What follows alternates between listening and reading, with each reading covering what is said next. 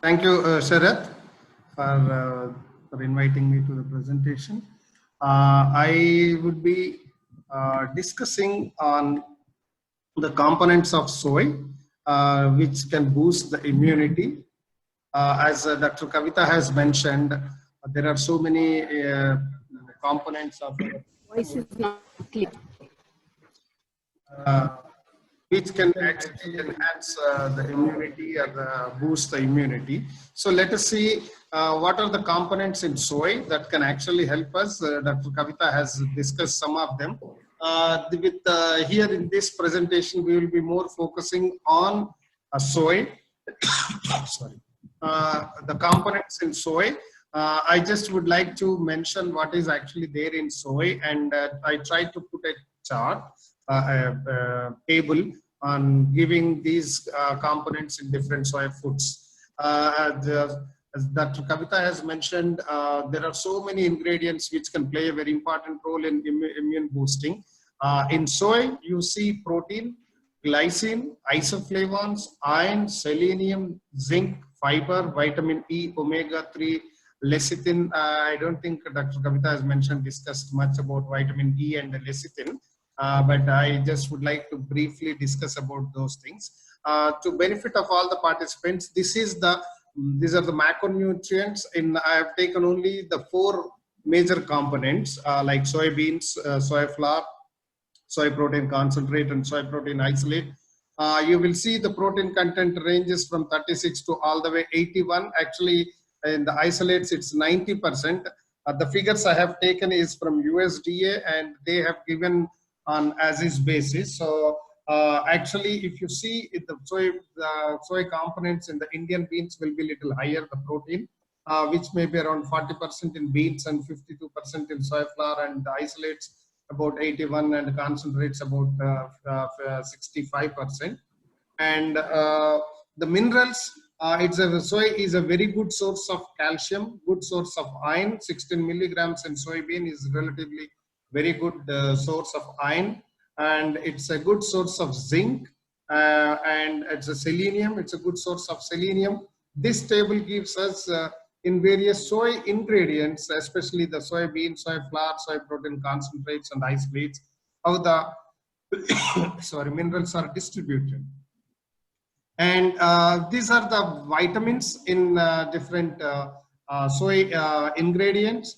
You can see vitamin E, vitamin K, vitamin A is not much there, but the other vitamins are there, water soluble vitamins, as well as fat soluble vitamins like E and K, which play an important role in boosting the immunity, are there in soy ingredients. So here in this table, this is a little busy table, but I just would like to discuss in this particular table little lengthy, because this is what we can get from based on soy foods. Again, this data I have collected from US Department of Agriculture has a nutrient database. They regularly estimate the nutrient content of various foods, and they put it in online.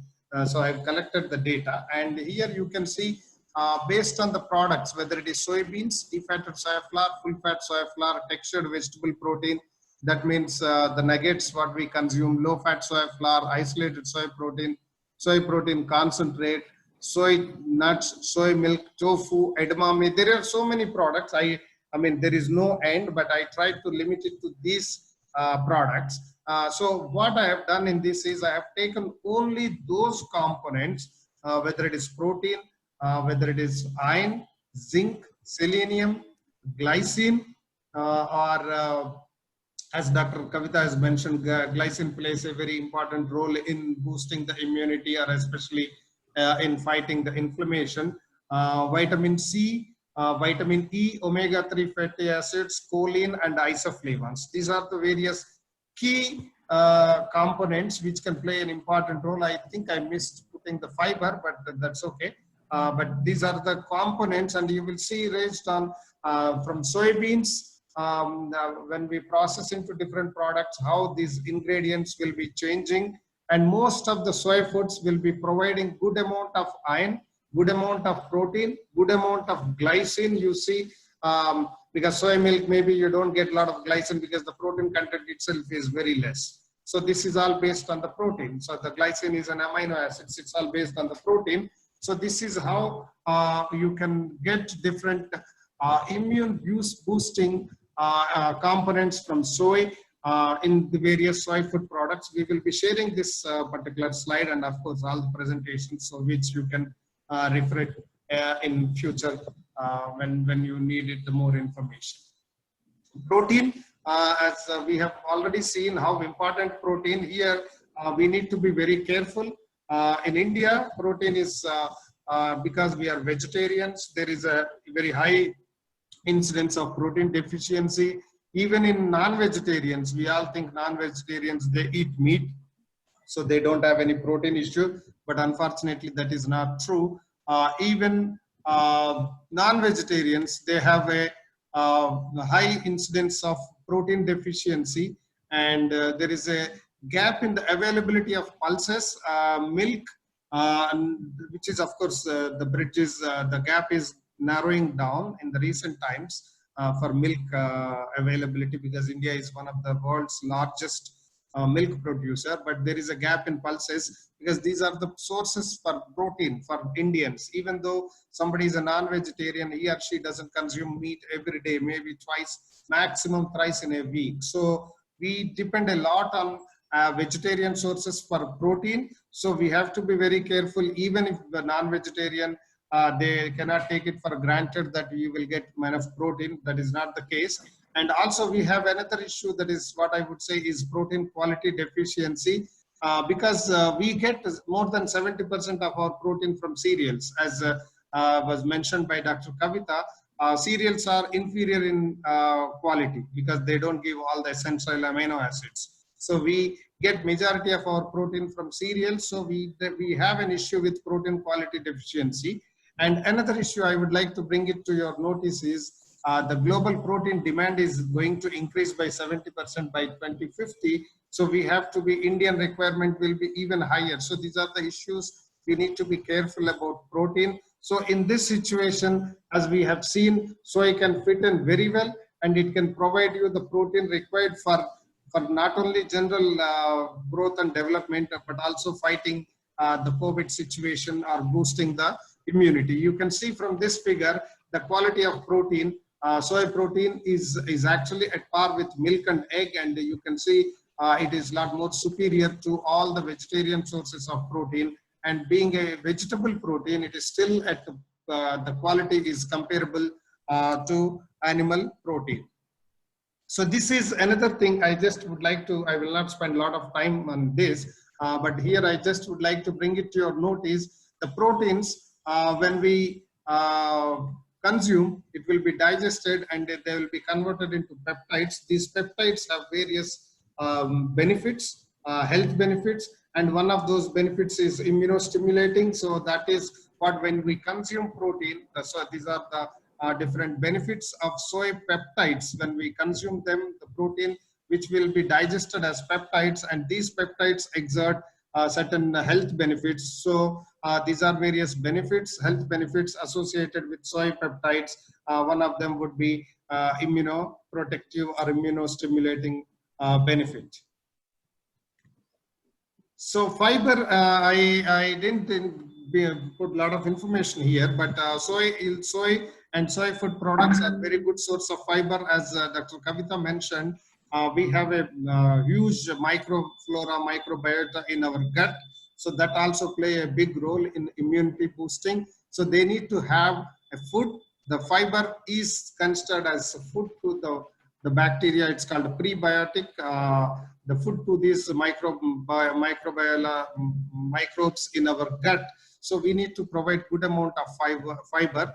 Soy is a good source of insoluble fiber as well as soluble fiber, which is derived from cotyledons. So that can be a good source for as a food to the microbiota in the gut. So that will also help us in boosting the immunity.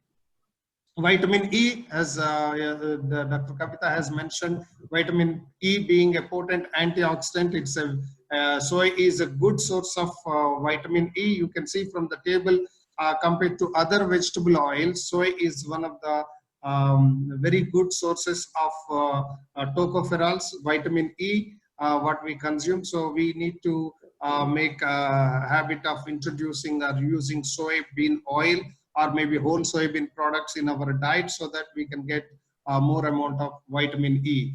Isoflavones also play a very important role. We are being phytochemicals with a lot of antioxidant activity and also a lot of health benefits associated with this. One thing I would like to bring it to your notice here is, of course, we need to fight the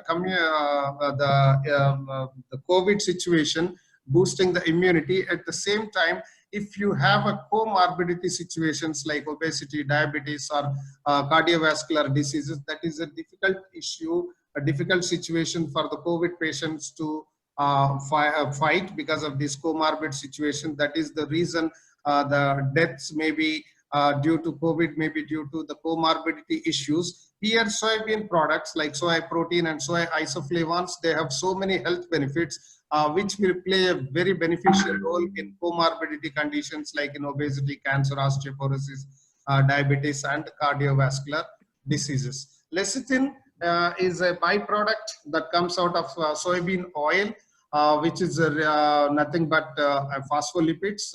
It's a very good source of choline, and majority of the choline comes from the lecithin. And lecithin has a lot of functional benefits in the food industry, like emulsifier or flavor enhancer. It has instantizing agent as a viscosity releasing agent, and also it's a very good antioxidant. And few studies show that lecithin has been thought to improve immune system by increasing the macrophage numbers. So where these macrophages are involved in detection or destruction of bacteria or other harmful organisms in the body. So they are like the white blood corp, WBC, that engulf the debris or microbes in our body. So lecithin can play a very important role also in improving the immunity. Saponins, which are another bioactive ingredients, components from soy. In sometimes they considered not so healthy, but recent studies found out that saponins can also boost immunity. They have an adjuvant activity, so they actually enhance the body's immune response. The studies show that especially if somebody is given maybe a vaccine, the saponins actually play a very important role in actually boosting the effectiveness of the vaccine. So these are also part of soybean. The saponins are also part of phytochemicals comes out of soybean, so they can also play a role. And again, omega-3 soy is one of the very rich sources of omega-3 fatty acids, along with canola oil. Soybean oil and canola oil are the common vegetable oils that has good amount of omega-3 fatty acids. As Dr. Kavita mentioned, they play an important role in immune boosting, and also they have a role in cardiovascular effect benefits, and also they have anti-cancer benefits. So in omega-3 fatty acids, soybean oil is a very good source. So if we include soy foods, which are made from whole beans, can play a very important role in helping us in this. Here, I just would like to share one study, even though this study was not done on immunity, but the findings came out of this study. This was done a few years back, about in early 2000, where actually the primary focus of this study was to demonstrate the impact of soy protein or the efficacy of soy protein in alleviating malnutrition. But we found out that from the study, the hemoglobin level has improved significantly in the malnourished children, and also the morbidity has gone down. So that shows that the soy protein can help us in making healthy or fighting or improving the immune system. Similarly, one study was done again in 2000 in Andhra Pradesh, where in AIDS, again the problem in the AIDS is immunity. So in this study, they have used soy protein based ingredients like soy grain granules and isolated soy protein to almost 2000 HIV AIDS patients, and found out that it is very beneficial in improving their overall health and improving their energy levels and improving their strength and stamina, and their morbidity has gone down. The problems with their falling sick and have gone down in this, and resistance power has improved. So what I'm trying to say here is, even though this study was not directly done on COVID, but this is related to immunity in HIV/AIDS patients where immunity deficiency is there. So soy protein has found to be very beneficial in improving their immunity. So in brief, I would like to say soy with a good quality protein helps in growth and development, and maintains immunity, and good source of immune boosting components, and health benefits to support comorbidity conditions, especially heart diseases, diabetes, and anti-cancer attributes. Anti-cancer benefits of soy can help the COVID patients to come manage the situation better. So this is in brief about the components of soy, which can play a role in improving the immunity. Thank you very much.